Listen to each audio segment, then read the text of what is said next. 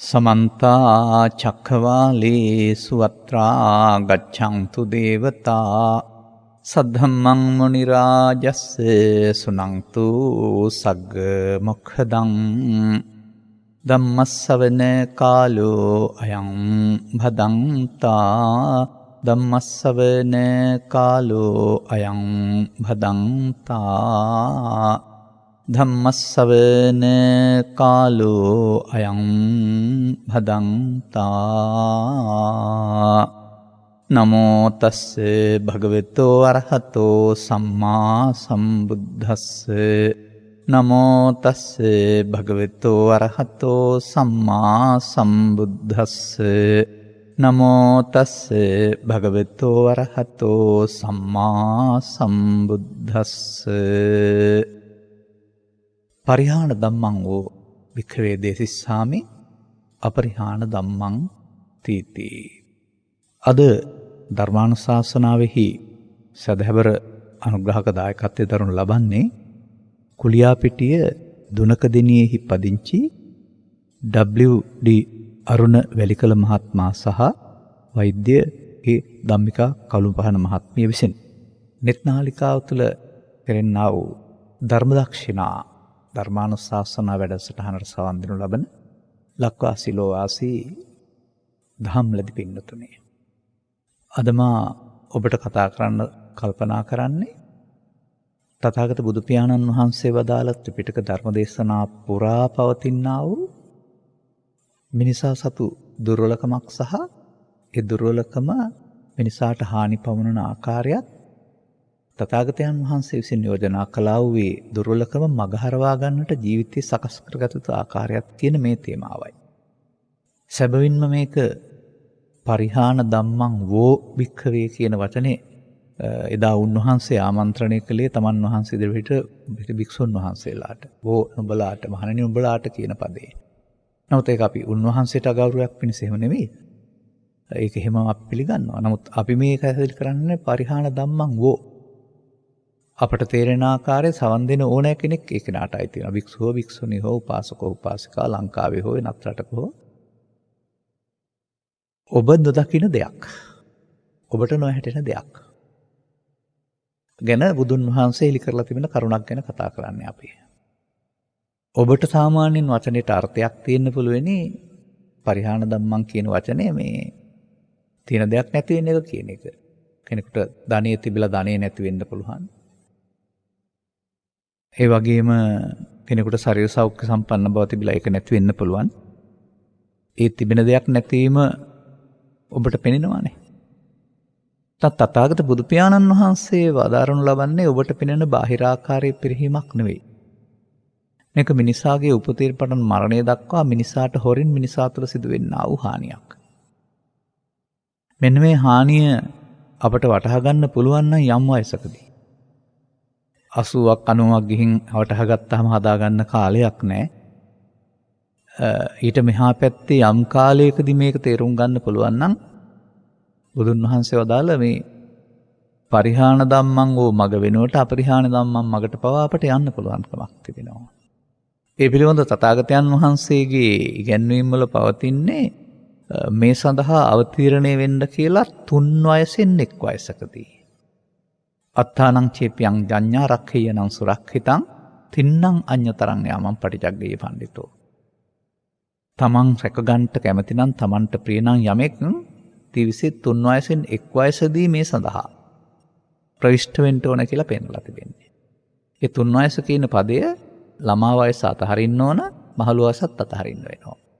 තමක් කර කියා ගන්න බැරි මහලු වයස තථාගතයන් වහන්සේ තොප 3 වයස ඉක්මවා ගියාය කියලා දේශනා කරලා තිබෙනවා. අවුරුදු 120 බමුණන්ටයි එහෙම කියලා තිබෙන්නේ. නමුත් වර්තමානයේ වුණත් ඇස් පේන්නේ නැති කන් ඇහෙන්නේ නැති යමක් කරගන්න වටහා ගන්න මොලේ පාවිච්චි කරන්න බැරි වයසට එනකොට දුර්වල වුණාම ඒ වයසේදී ඒ වයසේ යාට කියලා තියෙන්නේ පිනක් දහමක් කරගන්න පරලෝක හැප සඳහා කරලා යනකොටම මේක කාරණාව පැහැදිලි කරලා අනුගමනය කරන්න වදාරලා නැහැ. නොහැකියාව නිසා.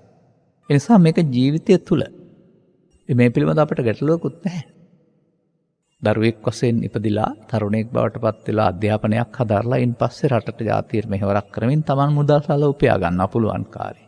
පුළුවන් කාලේ එකතු කරගත්ත දෙයක් තුළ විශ්‍රාමක ජීවිතයට පහසුවක් තියෙනවා. එතකොට මේ විශ්‍රාම ජීවිතය නෙවෙයි එකතු කරන්නේ පුළුවන් කාලේ තමයි. අන්න ඒ වගේ මේ බුදුන් වහන්සේ වදාළ දහම් කරුණු පිළිබඳව ගත් කලත් ඒක පුළුවන් කාලේ තේරුම් ගන්න ඕන කාරණයක් වශයෙන් තමයි පැහැදිලි කරලා තිබෙන්නේ. ඒකට කුමක්ද මේ බුදුන් වහන්සේ වදාළ පරිහානිය? මේක බාහිර පරිහානියක් නෙවෙයි. මේක චිත්ත අභ්‍යන්තරෙහි සිතෙහි සිදුවෙන්නා වූ හානියක් නැත්නම් විනාශයක්. ඒකට ස්ත්‍රී පුරුෂ භාවයක් නැහැ. ඒකට ගිහි පැවිදි භාවයක් නැහැ. ඒකට ආගමික අන්‍යාගමික භාවයක් කියලා නැහැ. ලෝකේ ජීවත් වෙන ආකාරයේ දෙස බලන ආකාරයෙන් ඒ පුද්ගලයාගේ මේ පරිහානිය සමානව සිදු වෙන්නේ නැහැ. අඩුවෙන් වැඩියෙන් සිදු වෙන්න ඉඩ තිබෙනවා. යහපත් ක්‍රියාකලාපයන්ට බර නම් අඩුවෙන් වෙන්න පුළුවන්. ජීවිත කාලයේම අයහපත් ක්‍රියාකලාපයන්ට නම් බර සුරාවට සූදුවට දුරාචාරයට නම් එහෙනම් ඒ අයට වැඩියෙන් සිදු වෙන්න පුළුවන්. කොහොමත් මම කියන්නම් මෙහෙම පෘථග්ජන කියන වචනේ යටතේන ඔබ ජීවත් වෙන්නේ එහෙනම් ඔබට අලංගු වෙන්නේ පරිහාන ධම්මං වෝ දේසිස්සාමි කියන තේමාවයි. ඔබට පෘථග්ජන භාවය තුල අපරිහාන ධම්මංච වළංගු කරගන්න බෑ. අපරිහාන ධම්මංච ආරම්භ වෙන්න පෘථග්ජන භාවයට ආයුබෝවන් කියලා ආර්ය භාවයේ ආරම්භයට එන්න වෙනවා. මේක වර්තමානයේහි ඊටා විශේෂයෙන් තේරුම් ගන්න ඕන කාරණයක්. මම මෙහෙමයි මතක් කරන්නේ. මේක කුමක්ද කියලා උන්වහන්සේම විමසලා කතමංච වික්කවේ පරිහාන ධම්මං කියලා ඊට පස්සේ උන්වහන්සේ පෙන්වලා තිබෙනවා සිතේ හැඟීම් තුනක බහුල බවට පත්වීම විපලත්වයට පත්වීම කියන එක. රාග වේපුල්ලං, දෝෂ වේපුල්ලං, මෝහ වේපුල්ලං. වේපුල්ලං කියන එකේ තේරුම ටික ටික බලවත් වෙනවායි කියන එක විපලත්වයට පත් වෙනවායි කියන එක. එතකොට අන්න මිනිසා සතුව තිබෙනා වූ හැඟීම් තුනක් රෝපණය වී පෝෂණය වී බලවත් වීම තමයි තථාගතයන් වහන්සේ වදාරන්නේ මේ පිරිහීම කියලා. දැන් රාග කියන වචනේ ගත්තාම සමහර විට ඔබට ඒක වටහා ගන්න අමාරු වෙන්න පුළුවන්. මොකද ටිකක් එක පැත්තකට විතරක්ම කියලා තියෙන නිසා විකෘතිකාමයේ පැත්තට. නමුත් අපි ඒක ගමුකෝ මෙහෙම. ලෝභ, දේශ, මෝහ. එහෙම නැත්නම් කාම රාග. ඊට පස්සේ දෝෂ, තරහව, ව්‍යාපාදය. මෝහ නැත්නම් මුලාව තවකට විහිංසා කියලාත් පැහැදිලි කර වචනකුත් තිබෙනවා. කාම විතර්ක, ව්‍යාපාද විතර්ක, විහිංසා විතර්ක කියලා ගන්නකොට එහෙම තුන ගන්නවා. ලෝභ, දේශ, මෝහ කියලා ගන්නවා. මේකේ රාග, දේශ, මෝහ කියලා ගන්නවා. ඔය පුංචි වෙනස්කම් තමයි තිබෙන්නේ. එතකොට මෙන්න මේ මිනිසෙක් සතුව මිනිසාගේ චිත්තසංතානයන්හි මෙන්න මේ ස්වභාවය උපතින් නෑ කියන්න බෑ. නමුත් මෙලොවට ගත් කල උපතින් එය ආරම්භ වෙලා පමණයි වර්ධනය වෙලා නෑ. අන්න මේ සමාජය දන්නේ නැතිව ඉගෙන ගන්නට යාමේදී එහෙම නැත්නම් රැකියා කරන්නට යාමේදී Tamanට හොරෙන් මේ චිත්තාභ්‍යන්තරයේ මෙන්න මේ ගති ලක්ෂණ ටික බලවත් වීමමයි බුදුරජාණන් වහන්සේ පරිහානිය කියලා පෙන්වලා තිබෙන්නේ. ඒක වයස සමගත් බලවත් වෙනවා. එහෙම නැත්නම් ක්‍රියාකාරකම් වැඩි නිසාත් බලවත් වෙනවා. එතකොට ඒ ස්වභාවයේ තේරුම් ගන්න ඕන මෙහෙමයි. සාමාන්‍යයෙන් මිනිසා ජීවත් වෙනකොට බාහිර සමාජය එහෙම නැහැ. යහපත් ජීවත් වෙනවා. මහත්මයෙක් වශයෙන්, මහත්මියක් වශයෙන්, අම්මෙක් වශයෙන්, තාත්තෙක් වශයෙන්, ගුරුවරයෙක් වශයෙන්, මවක් වශයෙන්, පියෙක් වශයෙන් ඒ ජීවත් වෙන තත්ත්වයේ එළියේ ඉන්නකොට එහෙම එකක් පේන්නේ නැහැ. නමුත් ඔවුන්ට හොරෙන් මේ චිත්ත අභ්‍යන්තරේ මේ බලවත් වීම කෙමෙන් සිදු වෙනවා මොන ශේස්ත්‍රයක් යටතේ වුණත්. මෙන්න මේක තමයි මිනිසා ජීවිතේ කරගන්න ආ වූ හානිය කියලා බුදුන් වහන්සේ පැහැදිලි කරලා තිබෙනවා. අපි බලවත් වෙන ආකාරය පැහැදිලි කරමු පසුව. එබැවින් මම දකින කාරණයක් තමයි මේ සාමාන්‍ය පෘථග්ජන මිනිසා කියලා කියන්නේ රත් වෙමින් පවතින වතුර භාජනයක් වගේ. ඒක මුලින් සීතලයි. නමුත් ගින්දර දාන්න රත් වෙනවා. රත් වෙන්න එහි පිච්චෙන ස්වභාවය වැඩි වෙනවා. පමණක් නෙමෙයි අන්තිමට රත් කළහො ගින්දර පවා උතුරා ගොස් නිමා ගන්න පුළුවන් හැකියාවක් තියෙනවා ඒ ගින්දරට. පෘථග්ජන මිනිසා කියලා කියන්නේ එහෙම නැත්නම් කාල බෝම්බයක් වගේ. ඒක කාලේ සෙට් කරලා තිබෙන්නේ. එතකොට නිශ්ශබ්දව තියෙනවා. නමුත් වෙලාවට පුපුරා යනවා. ඔය වගේ ඕන උදාහරණයක් ගත්ත හැකි වර්තමානයේ චිත්ත අභ්‍යන්තරේ සංගවා තිබෙන්නා වූ බාහිර බලපෑම් මත උද්දීපනය වී ඇවිස්සී පුපුරා යන්නා වූ ස්වභාවයක් මිනිසා තුළ තිබෙනවා. මේ ස්වභාවයේ එළියට එන එක සුදුසු නැහැ. නමුත් හේතු යෙදුනොත් එළියට එන එක නවත්තන්න පුළුවන්කමකුත් නැහැ. ඒ නිසා අපි ඒක පෝෂණය වී රෝපණය වෙන එක වළක්වන්න ගන්න මහන්සි වෙන්න වෙනවා. මෙන්න මේ පිළිබඳ අවබෝධයක් වැඩිහිටියන්ට තිබෙනවා නම් මව්පියන්ට නැත්නම් වැඩිහිටි පරපුරට ඔවුන්ගේ මේක යම් මට්ටමකට වර්ධනය වෙලාමයි තිබෙන්නේ. ඔවුන්ගේ පාරේ නොයන්නට දරුවන්ට වෙනත් අධ්‍යාපනය නවත්තන්න එහෙම නෙමෙයි මේ වේපුල්ලන් මග නවත්තන්නට අවශ්‍ය පහසුකම් එහෙම නැත්නම් යටිදල් පහසුකම් යෙදීම මව්පියන්ගේ ගුරුවරුන්ගේ අධ්‍යාපනඥයන්ගේ වගකීම වෙනවා. මොකද වැඩිහිටියන් වැටුණු වලේ නොඇටි සිටින්න මේ දරුවන්. ඒ වගේම තව පැත්තක් තිබෙනවා. මේ ස්වභාවය මිනිස් සමාජයේ එදා ඉඳලම තිබිලා තිබෙනවා. ඒක අපට හැමෝ සමාජය ගැනම කතා කළාට වැඩක් වෙන්නේ නැහැ. ගතවුණු සමාජය හදන්න බැරි නිසා අපි අපේ සමාජය ගැන බලන්න වෙනවා. මෙන්න මෙතනදී මම මේකට උදාහරණයක් පෙන්නනවා. නමුත් මේ උදාහරණය 100%ක් සාධාරණ නෑ. මොකද ඒකම නෙවෙයි. නමුත් ඒ ආරම්භක අවස්ථාවක් වශයෙන් මම පෙන්නනවා ඒක. මව් කුසෙන් මෙලවට බිහිවුණා වූ සුරතලෙකුට ආගමක්, ජාතියක්, රටක්, කුලයක් මොකක්වත් ප්‍රශ්න නෑනේ. ඔහුට පළවෙනි නැති වෙන ප්‍රශ්නේ තමයි බඩගින්න. අනිත් බහිස්රාවි දේවල් වලත් උන්ට ප්‍රශ්නයක් නෙමෙයි. ඒවා පම්මේ වග කියවන්න වෙන අය ඉන්නවා. ඒ වුණත් උනයි නුනත් එකයි. නමුත් බඩගින්න දැනෙනවා. පිපාසය දැනෙනවා. ඉල්ලන්න බෑනේ. ඔබ නම් වැඩ ඇරලා ගෙදර ඇවිදින් අම්මේ මට, තාත්තේ මට, නැත්නම් ඕන මහත්තයා මට කියලා අවශ්‍ය දේ ඉල්ල ගන්න පුළුවන්. ඔවුන්ට එහෙම කරන්න බෑ. ඔවුන් ඒ සඳහා කිසියම් අභිනනයක් තමයි පාවිච්චි කරන්නේ. ඒ කේන්ද්‍රික ගෑමක් විය හැකියි. එය දෙපතට අතපැවසලවීමක් විය හැකියි. ඒ කොහොම හරි ඒක තුලින් ඊට පස්සේ එයාට අවශ්‍ය දේ ලැබෙනකොට ඒ ලැබෙන දේට කැමැත්තක් ඇති වෙනවා. ලැබෙන දේ තමයි කිරි ආහාරය වශයෙන් ලැබෙන එක. දැන් එතකොට බඩගිනි දැනෙනකොට උහුට කිරි බොන කැමැත්ත ඇති වෙනවා. දැන් ඊට පස්සේ ඒක ලබා ගන්න නිහඬව ඉඳලා හරියන්නේ නැහැ. කෙඳිරි ගන්න ඕන නැත්නම් අතපය සලවන්න ඕන කියලා දන්නවා එයා. අන්න එහෙමයි යමක් ලබා ගැනීමට තියෙන උපක්‍රමයේ කෙරෙහි ඔහු උත්සාහවන්ත වෙන්නේ. තව ටිකක් බාධාවක් ආවොත් එහෙම ඊට පස්සේ තව ටිකක් එහාට මේක දියුණු කරන අඬලා ඉල්ලන්න ගන්නවා. අඬපහමත් ලැබෙන්නේ නැත්නම් තරහෙන් අඬන්න ගන්නවා. අර බඩගින්න නිවා ගැනීමට තියෙන කැමැත්ත. ඒ කැමැත්ත සංසිඳව ගන්නට ඊළඟට ගන්න උපක්‍රම. එතකොට ඔන්න පළවෙනි එක අපි කියමු කාම විතර්කය කියලා. දෙවෙනි එකට කියමු තරහ එනකොට ව්‍යාපාද විතර්කය කියලා. තව ටිකක් එහාට යනකොට එහෙමත් බැරි නම් ටිකක් ලොකු වෙනකොට මාස කිහිපයක් යනකොට එස කැටි කාලවල අදින්න එහෙම නැත්නම් ළඟ තියෙන දෙයක් අල්ලලා විසි කරන්න ගහන්න අම්මට අතින් එකක්. ඒ වගේ ඉරියව්වට යනවා. එතකොට මෙන්න මේ විදිහට මේ සිත තුළ මේ ක්‍රියාකාරකම් තුනක් ප්‍රදර්ශනය වෙනවා කයින් වචනෙන්. නමුත් ඇතුළත ක්‍රියාකලාපේ තේරුම් ගන්න වෙනවා. කාම විතර්කයේ පළවෙනි එක, ඒකට ඉඩ නැති වෙනකොට ව්‍යාපාද විතර්කය, ඒක මදි වෙනකොට විහිංසා විතර්කය. අන්න මෙහෙම සෑම කෙනෙක් තුළම ආගමකින් ජාතියකින් තොරව මේ ලදරු කාලයේ පටන් මෙන්න මේ වගේ අදහස් තුනක් පෝෂණය වෙනවා, රෝපණය වෙනවා, නැවත නැවත කිරීම නිසා බලවත් වෙනවා. ඒක තමයි තථාගත බුදු පියාණන් වහන්සේ කෙමෙන් බලවත් වෙන දෙයක් විදිහට රාග වේපුල්ලං, දෝෂ වේපුල්ලං, මෝහ වේපුල්ලං කියලා තියෙන්නේ. එහෙම නැත්නම් ලෝභ, ද්වේෂ, මෝහ බලවත් වීම. නැත්නම් කාම විතර්කය, ව්‍යාපාද විතර්කය, විහිංසා විතර්කය බලවත් වීම. මෙන්න මේ தත්ත්වය වටහා නොගෙන මිනිසුන් මේ සමාජයේ ආගමික වශයෙන් වෙනත් සංකේත දාගනිමින් දිනවදා ගනිමින් ආගමික ජීවිතයක් අය ප්‍රදර්ශනය කළාට ලෝකෙ පුරාම විවිධ ආගම්වල බෞද්ධ ඇතුළු සීමාස්ථ ආගම්වල අර මෝඩකම් තුන උන් ප්‍රදර්ශනය කරන්නේ නම් මේ උණු වතුර හැරි රත් වෙන එක එහෙමත් නැත්නම් මේ පුපුරායට යන තියන ආ වූ කාලබෝම්බේ කාලේ පුපුරායමට ලං වෙන එක නවත්තන්න පුළුවන් කමක් නැහැ. මන්දයත් ඒ පෘථග්ජන සමාජයේ ඒ ස්වභාවය නැවත නැවත කීමෙන් කිරීමෙන් බලවත් වීම හේවා චිත්තාභ්‍යන්තරයේ මුලාව මූලයේ බලවත් වෙනවා. කීමෙන් කිරීමෙන් කියන්නේ බැන්නොත් බනින්න ගිහින්, ගැහුවොත් ගහන්න ගිහින්, රිදෙව්වොත් රිදවන්න ගිහින්, එකට එක කරන්න ගිහින්, පලි ගන්න ගිහින් ලේසියෙන් අරින්නේ නැහැ කියන හැඟීමෙන් අර සිදුවෙන සිද්ධි, Tamanට සිදුවෙන කාරණාව කාමේ නම් ඒකට බාධා වෙනකොට ව්‍යාපාදේ, ව්‍යාපාදේ බාධා වෙනකොට විහිංසාව. ඒ විදිහට ප්‍රතික්‍රියා කියන සංකල්පය තුළ සමාජය ජීවත් වෙනවා. ඉතින් ඒ නිසා තමා කවුදයි හඳුනා ගන්න.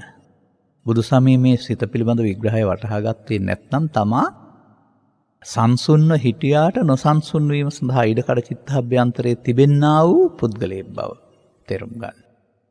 තේරුම් ගන්නවා විතරක් නෙමෙයි, ඒක වයසත් එක්කලා ක්‍රමෙන් බලවත් වෙනවා කියලා තේරුම් ගන්න. මේ බලවත් වීමේ අර්බුදය තමයි ලෝකයේ පුරා අතීතයේ සහ වර්තමානයේ සහ අනාගතයටත් නාස්තිය, විනාශය සහ ප්‍රශ්න ඇති කරන්නේ. එහෙම විග්‍රහයක්, මනෝ විග්‍රහයක් ආණ්ඩුක්‍රම ව්‍යවස්ථාවක් තුළ හරි අධිකරණය තුළ හරි නැහැ. ඔවුන් පුද්ගලයෝ වශයෙන් කල්පනා කරලා පුද්ගලයෝ වැරදි කරනවායි කියලා පාලනය කරන්න දනුවම් හදනවා වරුණාම පුද්ගලයා කියලා කියන එක ශාරීරික වශයෙන් ගත්තට පුද්ගලයා යනු කාම විතර්කය, ව්‍යාපාද විතර්කය, විහිංසා විතර්කය තුන බලවත් වීම නම් වූ අනතුරුදායක මාර්ගයේ යමින් ඉන්න බව දන්නේ නැහැ. ඉතින් පසුගිය කාලයක් වුණු රජවරු පවා ලංකා ලෝක ඉතිහාසයේ රජවරු යම් යම් දේවල් කරනකොට ඒවා පුස්සන්නේ නැතුවම ජනතාව රජමාලිගාවට රැස් වෙලා විරෝධතාවය ප්‍රකාශ කරනවා කියන්නේ ඔවුන්ට එවෙන් තියෙන පීඩනය දරා ගන්න බැරි වෙනවා කියන එක. රජ කියන පදේ තේරුමත් අසාධාරණකම් කරන වැරදි කරන අයට දඬුවම් දීලා ජනතාව රංජනය කරන්න ඕන කියන එකනේ. ඒකේ ඩාට් එහෙමයි. ඒ වගේම ඒක වර්තමානයේටත් එහෙම වෙන්න ඕන. පසුගිය කාලයක් වානක මාදුරු දෙයක් තමයි අහම්බෙන් සම්පූර්ණයෙන්ම මම කියවෙත් නැහැ. ලෝකෙ තිබිච්ච සමීක්ෂණයක් සම්බන්ධයෙන් ගත් කල ආගමකින් තොරව මේ කතා කරන්නේ. බුදුදහම තිබිලා නෙමෙයි. නමුත් සතුටින් ජීවත් වෙන ජනතාව ඉන්න රටවල් වල පළවෙනි ස්ථානයේ වර්ගීකරණයට ලක් කරලා යම් සම්සනයක් තුළ අපිට දීලා තිබුණ 142 කියලායි මට මතක තියෙන්නේ. දැන් අර අනිත් රටවල් කොහොමද සතුටින් ජීවත් වෙන්නේ කියලා කල්පනා කරන්න. ඔවුනුත් පෘථග්ජන. ලෝකේ ඉන්න ඔක්කොම පෘථග්ජන මම දකින ආකාරයට. නමුත් ඔවුන්ගේ අර පෘථග්ජන භාවයේ ඇතුළත තියෙන ස්වභාවයන් කැළඹෙන්න ඇවිස්සෙන්න තියෙන සාධක සේරම පාලනය මගින් වසා දාලා සුබ සාධනය මගින්. එතකොට ඒ බඳු රටක් තුළ ඔවුන්ට අවදි වෙනකොට රැකියාවට යන්න තියෙන පහසුකම, බඩු ටික ගන්න තියෙන පහසුකම, එහෙම නැත්නම් අනිකුත් පහසුකම් කිසිවක් ඔවුන් අපහසුවටපත් කරන්නේ නැහැ. එතකොට කාලේ නාස්ති වන්නේ නැහැ. අන්න ඒ විදිහට ඒක ජන රංජනය කියන වචනේ තුල පවතින්නේ පාලකයා විසින් මේ විදිහට මිනිසාගේ මේ චිත්තාභ්‍යන්තරේ වටහාගෙන ඔවුන් කලබන් නැතුව, කලබල කරන්නේ නැතුව ඉන්න පහසුකම් සකස් කරන්න වෙනවා. ඒක තමයි ඔය පරිපාලනය කියලා කියන්නේ, නැත්නම් සුබ සාධනය කියලා කියන්නේ. ඒක තමයි පවුලක තාත්තා දරුවෝ ටික බලා ගන්න ඕන වගේ රටක පාලකයා විසින් කරන්න ඕන කාරණාව. ඒක තමයි ජන රංජනය කියලා කියන්නේ. එතකොට මන් දකින්නේ ඒ බඳු රටවල් එහෙම තියෙනවා ලෝකේ. එතකොට ඔවුන්ට බුදුදහමක් තිබිලා නෙමෙයි. ඔවුන් ආණ්ඩුක්‍රම ව්‍යවස්ථාවකට අනුව එහෙම නැත්නම් නීතිගරුකව විනයක් ඇතුව ජීවත් වෙච්ච නිසා. එතකොට ඒකෙන් කරන්නේ ඔවුන්ගේ චිත්තාභ්‍යන්තරයේ සැඟවුන කාරණා ටික මතුවෙන්න පිටින් හේතු නොයදන එක. අරව නැතුව නෙවෙයි. ජීවිතයට අගට යනකොට ඔවුන්ට ජීවිතය අසාරයි කියලා තේරෙවි, නැත්නම් පෞද්ගලික ප්‍රශ්න නිසා යම් යම් දේවල් මතුවෙන්න පුළුවෙනි. නමුත් සමස්තයක් වශයෙන් ගත් කල ඔවුන්ගේ මේ චිත්තාභ්‍යන්තරයේ තිබෙනා වූ ලෝභය, ද්වේෂය, මෝහය එළියට එන්නට බාහිර සාධක නැහැ. ප්‍රවාහනෙත් නැහැ, ඉන්ධන බෙදා හැරීමෙත් නැහැ, රැකියාවෙත් නැහැ, වැටුප්පල ප්‍රශ්නිකුත් නැහැ. අනිකුත් හැම දෙයක්ම ගත්තාම ඒවා ඔවුන්ට අදාළ පරිදි සුබ සාධනය වෙලා තිබෙනවා. ඒකට ඔවුන් සතුටින් ජීවත් වෙන්න හැකියි. මේක තේරුම් ගන්න ඕන. අපි මේ ජීවත් වෙන්නේ පෘථග්ජන සමාජයක. බහුතරයක් පෘථග්ජන සමාජයක කියන එක මව්පියන් තේරුම් ගන්න ඕන, ගුරුවරුන් තේරුම් ගන්න ඕන, මොකද පාලකයා පවා තේරුම් ගන්න වෙනවා. එතකොට ඔවුන් සිසිල්ව තියෙන තාක්කල් ගැටලුවක් නැහැ. නමුත් ඇතුළතින් ගින්දර වදින්න ගත්තොත් එහෙම රත් වෙනකොට වතුර, ඒ රත් වෙච්ච වතුරට වැටිච්ච මනුස්සයත් පිච්චෙනවා. ඒ වතුර උතුරලා ගියොත් ගින්දර වලටත් හානි සිද්ධ වෙනවා. මෙන්න මේ ස්වභාවය තේරුම් ගන්න ඕන පෞද්ගලිකව තමා එහෙම තත්ත්වයට නොෙන්න අපි පැහැදිලි කරලා දෙන කරුණ අනුව. ඒ වගේම සමාජයේ නැත්තම් පාලනය කරන අය තේරුම් ගන්න ඕන මේ තත්ත්වයන් ඇති නොවෙන්නට. දැන් පියා කියලා හිතමුකෝ පවුලක. පියා දරුවෝ පිරිසක් හදලා ඉන්නවා 4-5 දෙනෙක්. ඔවුන්ට මුකුත් තේරෙන්නේ නැහැ. ඔවුන් බඩගින්නට කුරුළු පැටව ටිකක් කෑම එල්ලනවා වගේ කෑම ඇඳුම් ඉල්ලන අයනේ. මොනවා හරි කරලා තාත්තා හරි හම්බ කරලා ගෙනත් දෙනවනේ. ඒ තාත්තාගේ වගකීම නේද? ඔවුන් ජීවත් කරන එක. ඒ වගේ ඕනෑම රටක පාලකයන් කරන්න ඕන කාරණාව තමයි ජනතාව ජීවත් කරන එක. එහෙනම් ඒකට අදාළ දූරදර්ශී තීරණ ගන්න ඕන. ඒ සඳහා පාලකයන්ට හැකියාවක් නැත්නම් රටක ඉන්න ආර්ථික උපදේශකයෝ විවිධ පැත්තෙන් උපදේශ මන් දන්න ඕන පාලකයෙකුට උපදේශක මණ්ඩලයක් ඉන්නවා. අපට පේනවට වඩා ඒ අදාළ උපදේශක මණ්ඩලයට කල්ැතුමක් පේන්න ඕන. පෙනිලා දූරදර්ශී තීරණ ගන්න ඕනෙම කල්තියක් කියලා දෙන්න ඕන. වර්තමාන තත්ත්වය හැම මම දකිනවා එමුදු දූරදර්ශී තීරණ දෙන්නා වූ උපදේශක මණ්ඩලයක් හිටියේ නැද්ද? නැත්තම් දුන්නද? එහෙම නැත්නම් හිටියේ මහෞෂධ පඬිතුයෝ ඇරුණාම කෙවට්ට වේදේ රජුරවන්න හිටපු සේනක පුක්කුස කාවින්ද දේවින්ද වගේ කෙවට්ට උපදේශක මණ්ඩලයක්ද හිටියේ.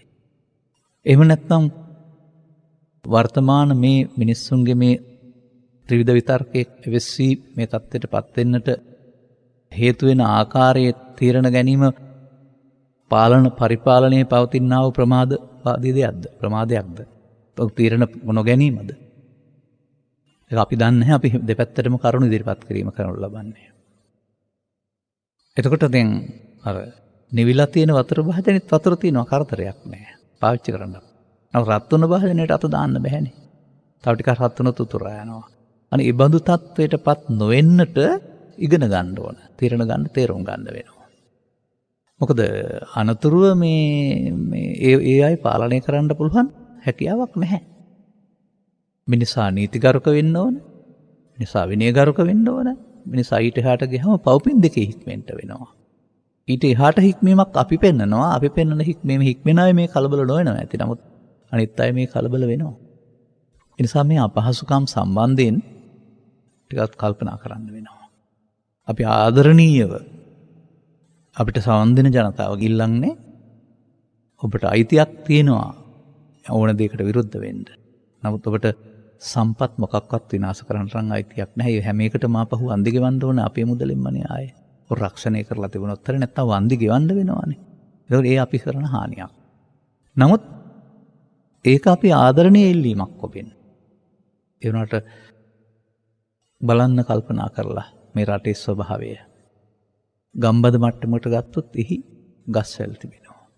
ඒවෙන් හපා ගන්න පුළුවන් ඉන්ධන. ඒවෙන් සපයා ගන්න පුළුවන් කොස්පොලොස් අඹ ආදී එළවලු පළතුරු ආදී දේවල් ආහාරයට.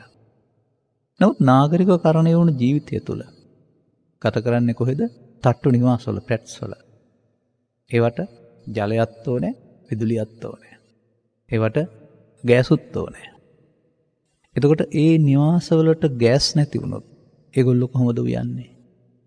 ඒ සමහර අය වායු සමීකරණයේ නැතු ඉන්න බෑ. විදුලිය නැති වුණොත් විදුලියෙන් වෙන අය ඉන්නවා. එතකොට විදුලියත් නැත්නම්, ජලයත් නැත්නම්, ඉන්ධනත් නැත්නම්. ඒ හැම එකටම පොලිමටලා ඉන්න තියෙනවා නම්.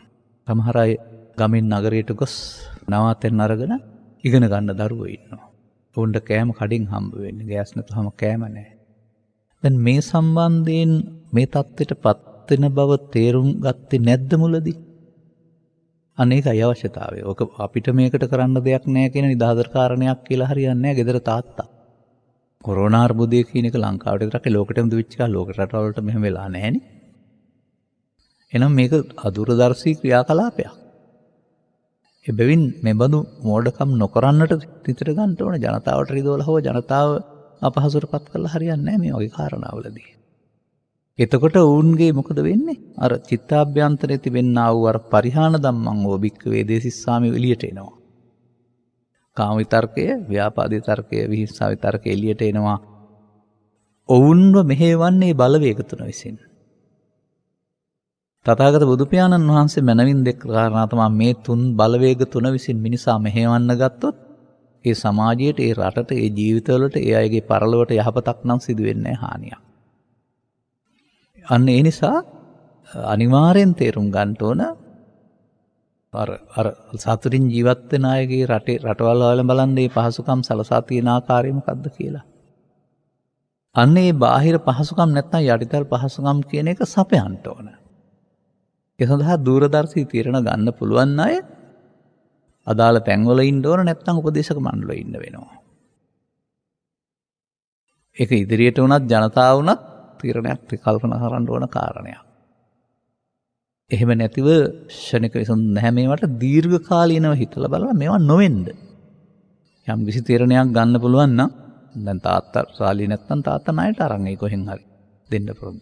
ඒක වාසියක් නෙමෙයි පොඩි පාඩුවක්. නමුත් පොඩි පාඩුවක් නේ. තාත්තා ණයට ගන්නවා වගේ මේ බහසෝ මතුවෙන්න මත්වෙන් කිසියම් වායු දේශීය උදව්වක් උපකාරයක් අරගෙන ක්‍රියාමාර්ගයක් ගත්තා නම් ඉන්පසු මේ පවතින එපා වීම නැත්තම් මේ පවතින තත්වයට මිනිසාපත් වෙන්නේ නැහැ නේද? මේව තේරුම් ගන්න ඕන කාරණා. පත් උනෙන් පස්සේ අහන්නේ නැහැ. පත් උනෙන් පස්සේ මොනම නීතියක්වත් බඩගින්න පිළිගන්නේ නැහැ. පිපාසය පිළිගන්නේ නැහැ. ඔවුන්ගේ අසහනය පිළිගන්නේ නැහැ.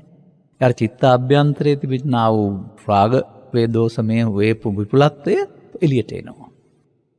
ඉන්පසු ඔහු හැසිරෙන්නේ මිනිසුන් වශයෙන් ශරීරයේ හිටියට හැසිරෙන්නේ අර ආවේග තුලින්. මේ ආවේග වලින් හෝ මිත්‍යාවකින් පිළිතුරු දෙන්න යන එකත් හොඳ නැහැ. නැත්නම් ඔවුන් වැරදිකරුවන් නොවි ඔවුන් වැරදිකරුවන් කරන්න සාක්ෂි ගොනු කරන එක පවා සුදුසු නැති දෙයක්. මතක තියාගන්න ඕන කරුණු. ඒ නිසා ආපහු ආයෙත් ඊට ඉක්මනින් මේ බණත හදවත් ටික සංසොන් වෙන්න ඕන. ඉදිරි ක්‍රියාමාර්ගවලදී සංසොන්න කටයුතු කරන්න දැනගන්න ඕන. ඊට අමතරව මේ කියන කාරණෙත් තේරුම් ගන්න. මෙතනදී නෝනත් තවත් තැනකදී මේක මතුවෙනවා. අන්න එහෙම ඒකේ හැටි. මේ ප්‍රශ්නේ නැත්නම් නිගෙදර තියෙන ප්‍රශ්නයකදී, ඉඩම් ප්‍රශ්නයකදී, වාහේ ප්‍රශ්නයකදී, එහෙම නැත්නම් දායාද ප්‍රශ්නයකදී, නැත්නම් දරුවෙක් පාසලට යන ප්‍රශ්නයකදී, ඒ ඕනෑම ප්‍රශ්නයකදී ඊට පස්සේ චිත්තාභ්‍යන්තරේ පවතිනා වූ මේ බලය මතුවලා අවුලක් හදනවා. මේකම කියලා ජීවිතේ දුක කියන්නේ තේරුම් ගන්න නැද්ද ඔබ? ජීවිතේ දුකයි කියලා කියන්නේ නැතුව මෙන්න මේ අදහස් තුන බලවත් වුණාම ගන්න තීරණ මිනිසා දුකටපත් කළයි. මේ අදහස් බලවත් වුණාම මිනිසා විසින් ගන්නා අනුවන තීරණ විශාල විනාශයක් ගමට රටට ලෝකෙට කරයි. ඒ නිසා බුදුරජාණන් වහන්සේ මේ රාග වේපුල්ලම්, ද්වේෂ වේපුල්ලම්, මෝහ වේපුල්ලම් බලවත් වීම අනුමත කරන්නේ නැහැ, පිළිගන්නේ නැහැ. ඒකට ආගමික ජීවිතය කියලා කියන්නේ නැහැ. මේ තුන බලවත් කරමින් ඔබ පල්තල් යනවා වෙන්න පුළුවන්, කෝවිල් යනවා වෙනවා, පල්ලි යනවා වෙනවා, තවත් ආගමික ස්ථානයකට යනවා වෙන්න පුළුවන්. නමුත් ඔබේ චිත්ත අභ්‍යන්තරය එහෙමනම් ඒක සංගවන්නට බෑ. ඒක අදාළ කාරණාවලදී ප්‍රදර්ශනය වෙන ආකාරය අපි දකින්නේ අද ඊයේ නෙමෙයි, මාධ්‍ය තුල තියෙනා වූ හැසිරීම් රටාව තුළ අපි දකිනවා කලක් තිස්සේ අපි ගැන කියනවා. එබැවින් බුදුරජාණන් වහන්සේ වැනි උත්තමයෙක් ධර්ම දේශනා කරලා තියෙන්නේ අතීතයේ මිනිස්සුන්ට නෙවෙයි, අනාගතයේ මිනිස්සුන්ටත් නෙවෙයි. ඒ නිසා අනාගත බුදුහාඳුරන්ගේ ශාසනය හිත හදනවා කියන එකත් ප්‍රායෝගික දෙයක් නෙවෙයි, හදාවිය දාට උපදින අය. නමුත් අපි හිත හදන්න ඕන අපේ. තථාගතතුරු හෙළි කර දහමේ සරණින් අපි මේවා දරා ගන්න ශක්තිය ඇති වෙන්න අපට. එහෙනම් රත් වෙන වතුරට ගින්දර දාන එක නරකයි, ඒක උතුරා යනතුරු රත් වෙනවා කියලා දන්නවනේ. අන්න ඒ වගේ මේ ළමා කාලේ ඉඳලා තේරුම් ගන්න වෙනවා ජීවිත අග දක්වා මේ රාග, දේශ, මෝහ කියන එක බලවත් වෙන එක තමයි පිරිහීම කියලා කියන්නේ. කොහොමද බලවත් වෙන්නේ? අනේක තේරුම් ගන්න වෙනවා. ඒකට බුදුරජාණන් වහන්සේ වදාරන්නේ ඒ එන අදහසට එකතු වීම, නැත්තම් බාර ගැනීම, නැත්තම් මමත්වෙන් ගැනීම කියලා. අන්න එතන ටිකක් ගැඹුරු පදයක් තිබෙනවා. ඒ ඔය ඔබ කයට මම කියන අර්ථයෙන් නෙමෙයි බුදුන් වහන්සේ ත්‍රිපිටකයේ මේක පැහැදිලි කරන්නේ. මිනිසාගේ හිතට එන දේ, තරහව, බය, ක්‍රෝධය, අනකනගාටුව, වෛරය ආදී කොට, ප්‍රීතිය ආදී කොට ඇති හැඟීම් තියෙනවානේ සිතට එන දේ. ඒ එන දේන් මත්ත කය වචන මෙහෙවන එක. එතකොට මේ මොහොතේ කය වචන මෙහෙවන්නේ අර හැඟීම නිසා. අන්න ඒකට තමයි ඒ මමත්වෙන් ගැනීම නැත්නම් අහංකාරය කියලා කියන්නේ. එතකොට උමතුවක් ඇත්තටම කියනවා නම් මෙන්න මේ උමතුවෙන් කටයුතු කරන නිසා තමයි සබ්බේ පුතුග්ජනා උම්මත්තකා කියලා පදයක් බුදුන් වහන්සේ පුදුන් සමාජයට දීලා තියෙන උපාධියක් වශයෙන්. නිවිලා ඉන්න හැදුවට ඇවිස්සෙන්න කාරණා යොදන වෙලාවට ඇවිස්සෙන වැරුණාම නිවිලා ඉන්න උන්ට තේරෙන්නේ නැහැ. මෙහෙම මව්පියන් එක්ක ඉන්නේ, මෙහෙම දරුවන් එක්ක ඉන්නේ, මෙහෙම පිරිසක් එක්කලා ඉන්නේ කියන එක හැමෝම තේරුම් ගන්න.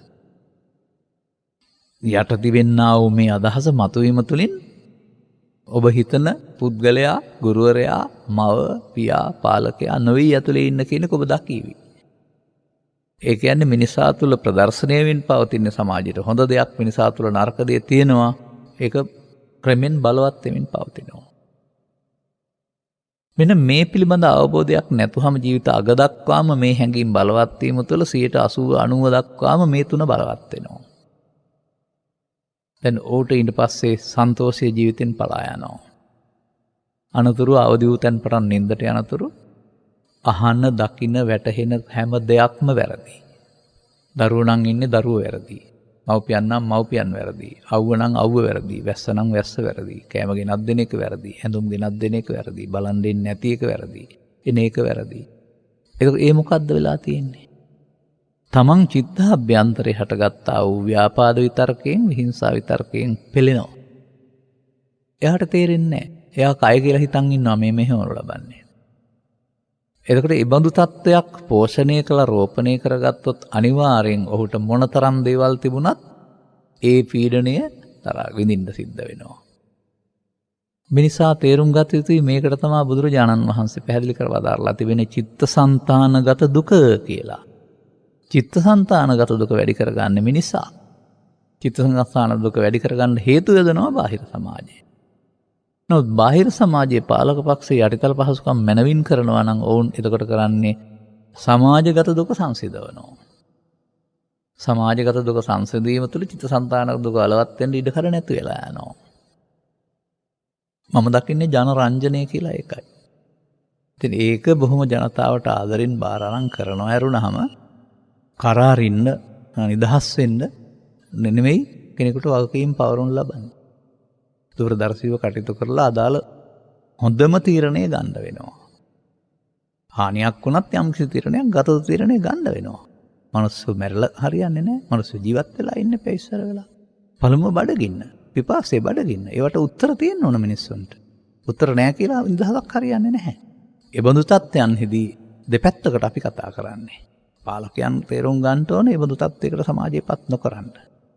සමාජයේ තේරුම් ගන්න ඕනේ ඒවා පීඩා නම් ඒ පීඩාවටපත් වෙන බව මතක් කරලා දෙන්න අයිතියක් තියෙන්න වෙනවා. නමුත් ම්ලේච්ඡත්වයටපත් වෙලා ලෝකයා අපි දෙස ම්ලේච්ඡත්වෙන් බලන જાතියක් බවට පත් කරන්නේ නැත්නම් ඉවසීමක් නැති જાතියක් බවට පත් වෙන්න පේන ආකාරයේ හානි කරගන්න එකත් සුදුසු නැහැ. මොකද ත්‍රිපිටකයේ සඳහන් වෙලා තිබෙනවා ආපදාසු වික්කවේ තාමෝ වේදිතබ්බෝ කියන වචනයක්.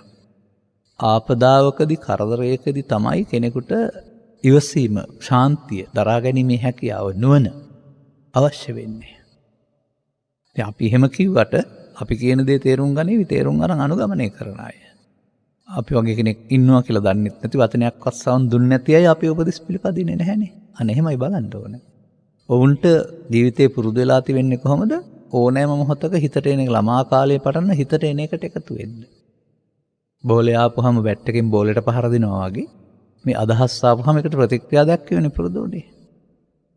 ඒක ක්‍රීඩා තරඟය තුළ, රචනා තරඟය තුළ, නැත්නම් පන්තිය තරඟය තුළ හැම එකක් තුළම තමා මූලික කරන, තමාට අයිති කරගන්න, අනිත් අය පරාජය කරන්න, අනිත් අය යටපත් කරන්න මේ මමත්වයේ මූලික කොටගෙන ගියා තරඟ රටාවක් තුළ මේ ලෝභ දේශ මොහයන් වැඩෙන එක සිදු වෙනවා.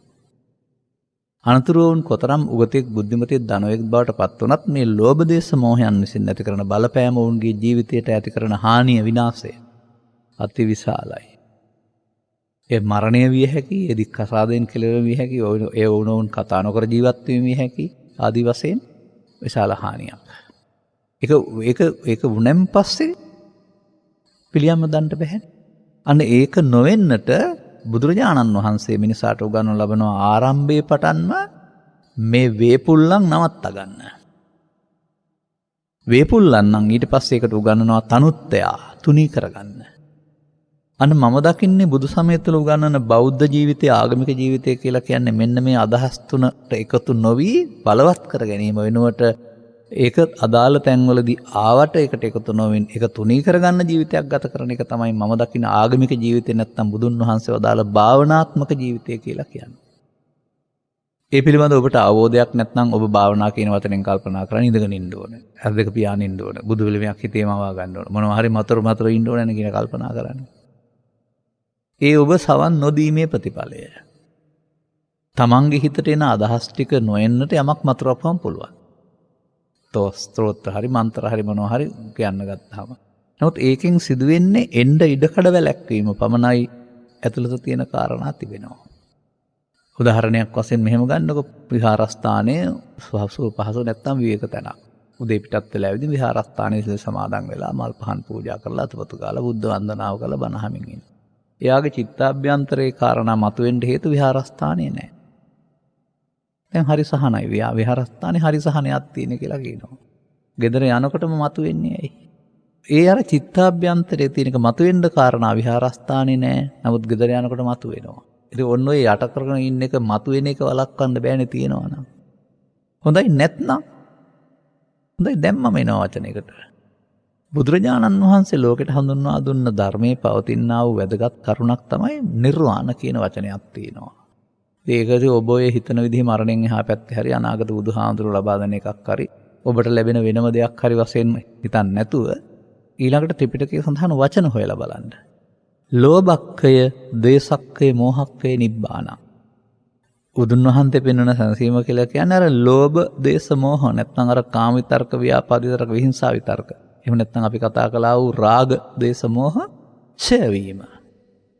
දැන් රාග, ද්වේෂ, මෝහ ඡය වීමෙන් කරගෙන බලන්න ඕන නිබ්බාණං කියන්නේ මොකක්ද කියලා.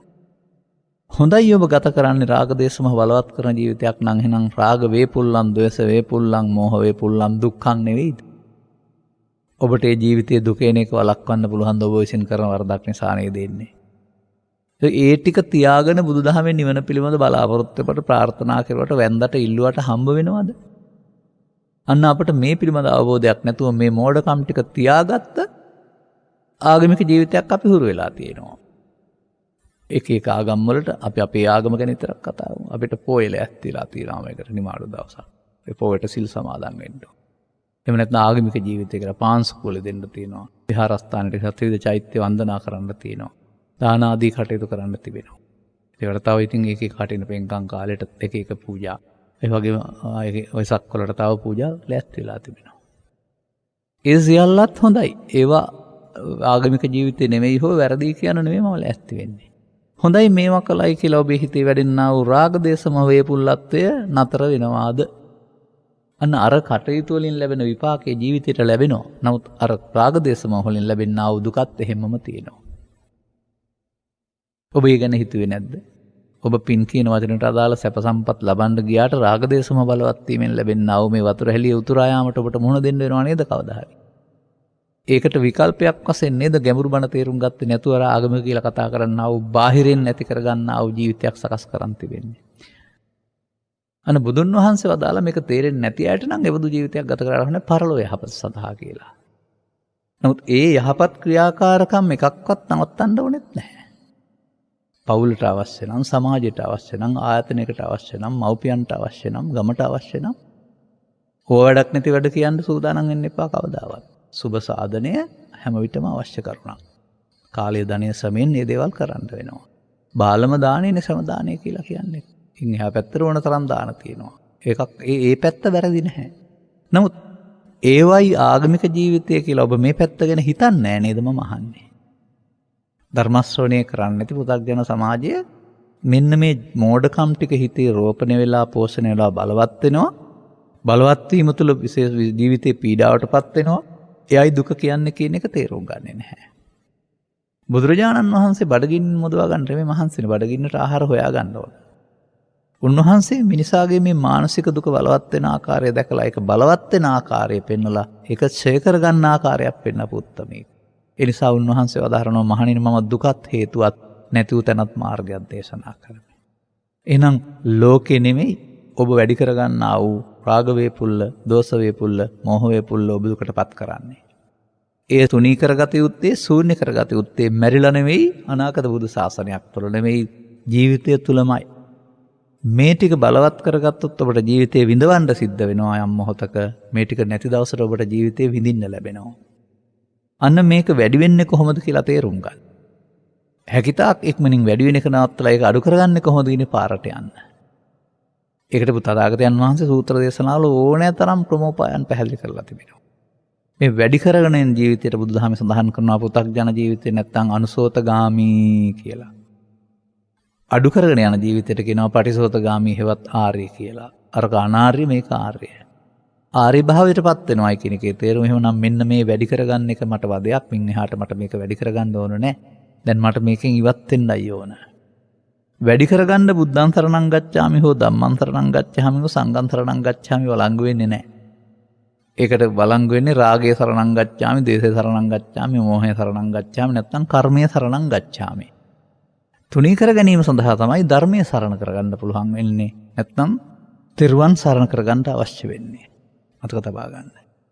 ඒ නිසා ජීවිතය තුළ ජීවත් වෙන අවසානය දක්වාම කැමට ඇඳීමට මහන්සි වෙනවා හොයා ගන්නවා වගේ ඒ පමණක් ජීවිතය කියලා හිතන්නේ නැතුව මෙන්න මේ හැඟීම් තුන බලවත් නොකර ගන්නට බලවත් වුණා නම් ඒක ඉවත් කර ගන්නට ගත කරන්නා වූ ජීවිතයට බුදු සමය ආගමික ජීවිතය කියලා කියන්නේ. ඒකට ස්ත්‍රී පුරුෂ භාවයක් ගිහි පැවිදි භාවයක් නැහැ. ඒකට නියමිත දවසක් නැහැ. අවදි වූ තැන් පටන් නින්දට යනතුරු. නින්දට පමණයි ඒක පාලනය කරන්න බැරි. මෙන්න මේ අදහස් තුන එන විට ඒ කයට වචනට නොදී මේක තමට බොහෝ විස්තර ඇතුව කියන්න පුළුවන්. නමුත් මම එක දේශනාවකින් කරන්නේ නැහැ. ඒවා සිතින් ඉවත් වෙනවා එකතු වුණේ නැත්නම්. ඒවට එකතු වුණොත් බලවත් වී චිත්තාභ්‍යන්තරයට බැස ගන්නවා. ඒවා ආවහම එකතු නොවුනොත් ඒවා සිතින් ඉවත් වෙලා යනවා. මේවට ත්‍රිපිටකයේ තියෙන වචන පවා තියෙන ලස්සන මේකක් වචනයක්වත්ම මම අද පාවිච්චි කරන්නේත් නැහැ. ඔබ බය වෙනවා එහෙම කිව්වහම. සාමාන්‍යයෙන් තේරුම් ගන්න දෙපෙසක් අතර නැත්තම් දෙන්නෙක් අතර ඇති වෙන්නා වූ අමනාපය පොඩ්ඩක් තින් වපරහින් බලනවා කතා නොකර ඉන්නවා දවසක් දෙකක්. කවුරු හරි ඕකට උල්පන්දම් දීලා ඇවිස්සුවොත් තමයි දෙන්නට දෙන්න දුරදිග ගිහින් ප්‍රශ්නේ අවුල් වෙන්නේ. උල්පන්දම් දෙන්න කෙනෙක් නැත්තම් ටික දවසක් යනකොට අර තමන්ගේ නෑදෑකම යාළුකම වට හැමුවයි ආගේ තේරෙනකොට තරහ වෙනවට වඩා නිකම්ම නැති වෙලා යනවා නේද? ඒ නැති උනේ තරහ වීමෙන්ද නොකිරීමෙන්ද? නැවත නැවත ඔහුට විරුද්ධව කටයුතු කරන්න කීමෙන් සිටීමෙන්ද නොකර සිටීමෙන්ද? නොකර සිටීමෙන් සංසිඳනවා කියන එක තියෙනව නේද පාළි අවේරේණච සම්මන්ති අක්කෝ තෙන දිනේ කෝදන් කියලා. ඒ නොකර ඉන්නවා කියන එක පෘථග්ජනයින්ට කරන්න පුළුවන් දෙයක් නන් නෙවෙයි. ඒ නොකර සිටීම තමයි බුදුදහමෙන් ආර්ය පුද්ගලයන්ට උගන්වලා තිබෙන්නේ. එහෙනම් ඔබ මේ ලබාගත් ජීවිතය තුළ ඔබේ යහපත් මානසික ස්වභාවයන් අයිතීන් යුතුකම් සියල්ල හිම කරගෙන යන්න. නමුත් ඔබට වෙනම වැඩක් තිබෙනවා. ඔබ මම උපමා කළා කාල බෝම්බයක්. වෙලාව આવොත් පත්තු වෙනවා. ඔබ මම උපමා කළා රත් වෙමින් පවතින වතුර හැලියක්. අනිවාර්යයෙන්ම අංශක 100 ගමන් උතුරා යනවා.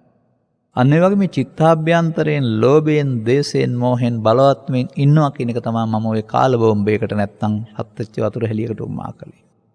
ගින්දර ඇද්දොත් වතුර හැලිය නිවෙන්න පටන් ගන්නවා. කාල බෝම්බේ කාලය අවලංගු කළොත් ඒක පුපුරා යන්නේ නැහැ.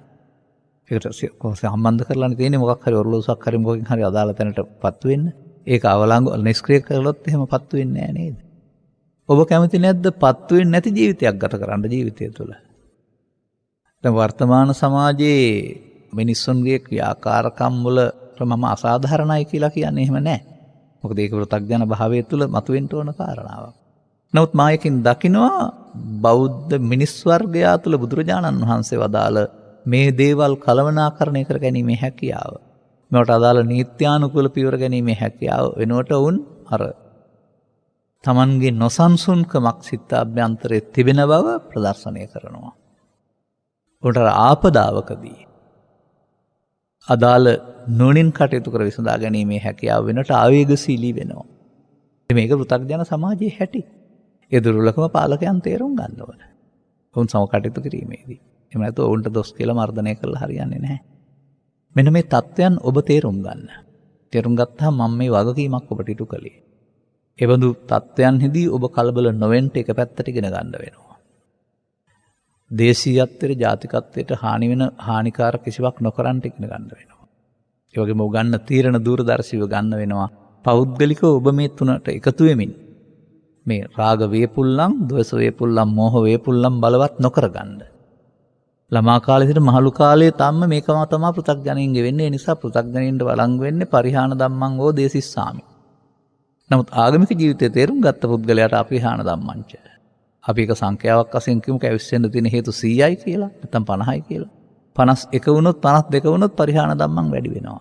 හොඳයි 49 වුණොත් 48 වුණොත්. අන්න එහෙම මේකට අනුසෝතගාමී කියන්නේ 50 51 වෙනවට 52 වෙනවට පටිසෝතගාමී කියන්නේ 50 49 වෙනවට. ඒ 50 49 කරගන්න එක 49 48 කරගන්න එක බුදුහාමේ සඳහන් භාවනාව කියලා ඔබ තේරුම් ගන්නවද? මොනහරි මතර ඉන්න එක නෙමෙයි. මේ ත්‍රිවිධ විතර්කයේ ප්‍රහාණය කියන වචනයක් තිබෙනවා ත්‍රිපිටකයේ පැහැදිලිව ඒක. ඒ ප්‍රහාණය වෙන ආකාරයට කටයුතු කිරීම තුළින් ඔබට ආපහු ගින්දර නැති ලිපක් බවට පත්වන ලිපක තියෙන වතුර හැලියක් බවට පත් වෙන්න පුළුවන්. දැන් වතුර හැලිය වතුර තියෙනවා නමුත් ගින්දර නැති නිසා පත් වෙන්නේ නැහැ. යටින් ගින්දර තියෙනවා නම් මේ දැල් වෙන්නේ. රත් වෙන්නේ. ගින්දර නැති ලිපක තියෙනකොට තියේවි. අන්න ඒ වගේ මේ ලෝක ස්වභාවයන් හැමෙදී ඔබට මේ කලබල නොවි ඒකට අදාළ නීත්‍යානුකූල පිළියම් ආදී දේවල් ගන්න යරුණාම මේ ස්වභාවයට ඔබටපත් නොවෙන්න පුළුවන්කමක් තිබෙනවා. මේ පිළිබඳව අපේ ධර්මදේශනාවල ඉස්සරහට විස්තර ගොඩක් එනවා. තාමත් අපි මේ මුල් අඩියේ ඉන්නේ. දැන් අද මීට අදාළ පාළි එක වචනයක්වත් ගත්තේ නැතුව මම කතා කළේ. නමුත් මේකට අදාළ ත්‍රිපිටක සූත්‍ර දේශනාවල පාළි පද වචන තිබෙනවා. ඒ වචන නොකියා මම කතා කළේ මේ බුදුදහමෙන් පෙන්වන ආගමික ජීවිතය සහ ආගමික නොවන ජීවිතය ඔබේ ඇතුළතමයි පවතින්නේ. ඒ නිසා මේක ප්‍රායෝගික ඔබ අතින් සිදුවන වරදක් ඔබට දුක් ගෙනත් දෙනවා. ප්‍රායෝගිකව ඔබ මේක තේරුම් ගැනීම තුළින් නිවැරදි කරගන්න පුළුවන් නම් ඔබට පාලකයන් විසින් සමාජගත දුක සංසිඳවලා දෙවි ඒක ඔවුන්ගේ වැඩක්. ඔබට ඔබේ චිත්තසංතානගත දුක සංසිඳවා ගන්න පුළුවන්කමක් තිබෙනවා. මෙන්න මේ කරුණු තේරුම් අරගන්න වෙනවා. තේරුම් ගත්තාම ඒක තමයි මේ මම දකින්නේ ඔය කුසල් රැස් කිරීම කියන වචනයක් තියන්නේ. කුසල් රැස් කිරීම කියන එක පින් රැස් කිරීම කියන වචනයට ගන්න එපා. මොකද පින වෙනයි කුසලයේ වෙනයි. පින අයිති වෙන්නේ පුණ්‍ය ආවිසංඛාරයට, කුසලයේ අයිති වෙන්නේ අකුසලයෙන් වෙන්නේ මේ කුසලයට. ඒ නිසා ඒ වචනේ තේරුම් ගන්න වෙනවා. මොකද පින කියන අර්ථයෙන් කුසලයේ කියන අර්ථය පින කියන අර්ථයෙන් වර්තමානයේ භාවිතා කරන නිසා. නමුත් ආරි සත්‍යයේදී බුදුන් වහන්සේ ගියා වූ කිං සත්‍ය ගවේෂී කිං කුසල ගවේෂී කියලා පැත්තක් පෙන්නනවානේ. අන්න ඒ අර්ථයේ තේරුම් ගැනීම තුළ ලබාගත් ජීවිතේ මීට වඩා හුඟක් දේවල්, වටිනා සම්පතක් පිරෙන්නපත් නොවෙන්නා වූ සම්පතකට හිමිකම් කියන්න ඔබට ඉඩකඩ සැලසෙනවා. අදාළ කරුණු පිහි සවන් දී එබඳු කරුණු පැහැදිලි කරන අයගේ ඇසුර ලබා ඒට අපි කියනවා සත්පුරුෂ සංසේවය කියලා. ඒ කරුණු තේරුම් ගැනීමටමයි සද්ධර්ම ශ්‍රවණය කියන්නේ. නැත්නම් කතන්දර අහා ඉන්නවට නෙමෙයි. අතීත කතා ටික අහලා පාඩම් කරගන්නවට නෙමෙයි. ඔබ තුල පරිහාන ධම්මං සිදුවෙන ආකාරයේ තේරුම් ගැනීමම අපරිහාන ධම්මං මග ගන්න ආකාරයේ තේරුම් ගැනීමම සද්ධර්ම ශ්‍රවණයයි. ඔන්න ඔබට ඊට පස්සේ ජීවිතේ වැරදි පාරේ අනේක නවත්තන්න අවශ්‍ය මඟ හමු වුණා. එතනින් එහා පැත්තට උණ වැරදි ටික නිවුරුදු කර ගැනීමක් තියෙනවා. ඒක තමයි සෝවාන් ආදී මාර්ගඵල වලින් ප්‍රත්‍යක්ෂ කටයුතු නිර්වාණය කියලා කියන්නේ. පටිසෝතගාමී කියලා කියන්නේ. සුනීත සෝපාකිය වැනි මිනිසුන් කළ දේවල් මේවා. ඔවුන්ටත් පුළුවන් වුණා නම් ඔබටත් මේ ජීවිතය තුළ ආහාර ගැනීම පමණක් ජීවිතය කියලා හිතන්නේ නැතුව, ගෙයක් හදා ගැනීම පමණක් ජීවිතය කියලා හිතන්නේ නැතුව, මුදල් එකතු කර ගැනීම කියලා පමණක් ජීවිතය කියලා හිතන්නේ නැතුව, ලෝභය, දේශය, මෝහය බිඳුවට බස්සා ගැනීම ආගමික ජීවිතය කියලා තේරුම් අරගෙන ඒ පිළිබඳ හොයන්න. එසේ හොයන්නට ඔබට අවශ්‍ය විමර්ශන ඥානය ලැබේවා, ශක්තිය ධෛර්ය ලැබේවා. මේ මොහොතේ මේ පවතින තත්ත්වය තුළ ඔබට වඩාත් සංසුන්ව සිටමින් හානි අවම කරගෙන මේ ඇති වී තිබෙනා වූ ගැටලුවට විසඳුමක් ලබා ගැනීමට මංපෙත් පෑදේවා කියන සුභාශිංසනය ප්‍රාර්ථනා කරමින් මම ධර්මානුශාසනාව මෙතකින් අවසන් කරනු ලබනවා. අද දායකත්වයේ දරනු ලබන්නේ කුලියාපිටිය දුනකදෙණියෙහි පදිංචි WD අරුණ වැලිකල මහතා සහ වෛද්‍ය කේ ධම්මිකා කළුපහන මහත්මිය විසින්. අරමුණු අතර 2022 4 වෙනි මාස 6 වෙනි දිනේ නම් අද දිනට සොකී 16 වෙනි උපන්දිනය සමරන්නා වූ WD තමීෂා ඉස්විනී හිමල්මි වැලිකල දියණියට සුබ උපන්දිනයක් සමග නිරොග් රෝගී සුව සහ චිර ජීවනයේ ප්‍රාර්ථනා කරන්ට.